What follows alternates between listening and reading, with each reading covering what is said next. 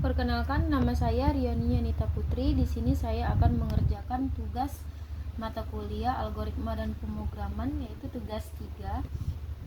Nah, di sini soalnya sama ya seperti tugas 2, bedanya di sini if dan array, operator if dan array.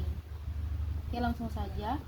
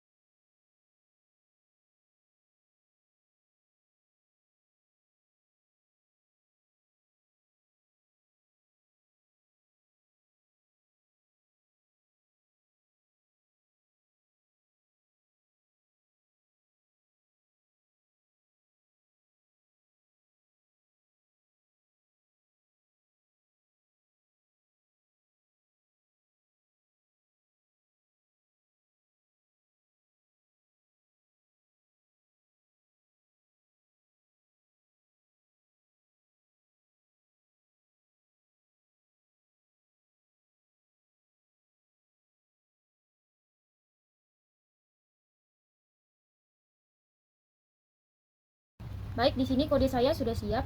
Saya akan menjelaskannya. Yang pertama, di sini saya ada deklarasi dan inisialisasi array gaji pokok.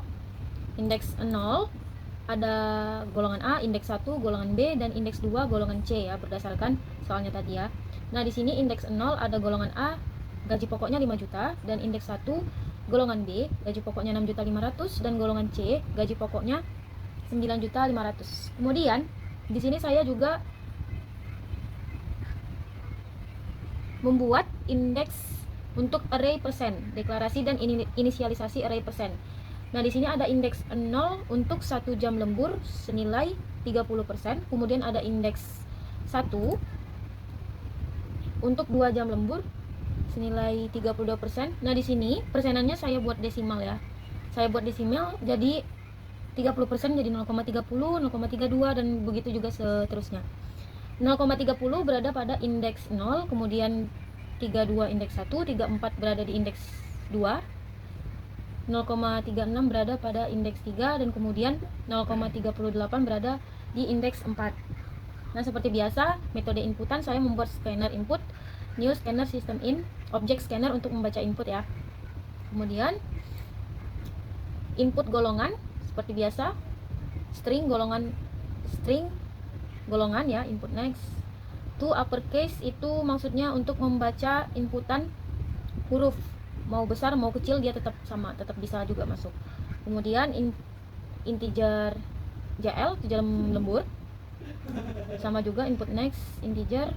Kemudian di sini untuk menghitung indeks gaji saya buat double gaji golongan sama dengan 0, kemudian indeks gaji -1. Nah, di sini default -1 akan diubah sesuai golongan. Menentukan gaji pokok berdasarkan golongan menggunakan if else. Nah, di sini saya buat if golongan equals A, itu sama dengan tanda operator ya. Cuman saya di sini membuatnya untuk titik equals. Ya, sebenarnya fungsinya sama aja sih. Nah, di sini indeks untuk A ini 0 ya, indeks array-nya itu 0, kemudian golongan B indeks gajinya 1, kemudian golongan C berada pada array 2 atau indeks gaji 2. Nah, di sini ada else system out println golongan tidak valid. Nah, ini indeks, maksudnya ini yaitu kalau misalnya di luar dari ABC, maka dia akan otomatis memunculkan golongan tidak valid. Nah, di sini sistem exit, pada saat kita memasukkan golongan yang tidak valid, maka program akan keluar. Kemudian di sini ada double gaji lembur sama dengan 0, kemudian double persen lembur saat ini atau persen sama dengan 0 ya. Di sini tipe datanya saya buat menjadi PLS. Kemudian lanjut. Nah, di sini penghitungan gajinya ya.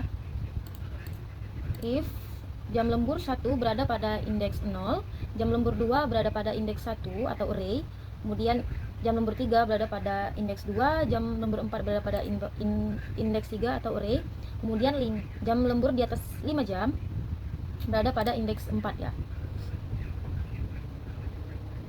Oke, di sini penghitungannya semua.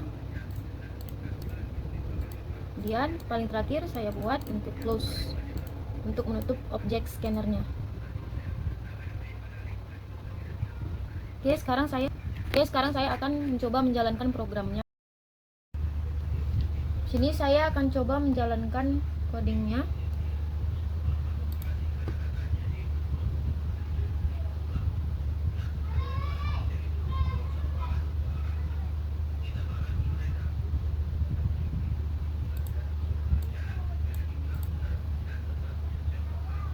Masukkan golongan karyawan, coba A, masukkan jam lembur 2.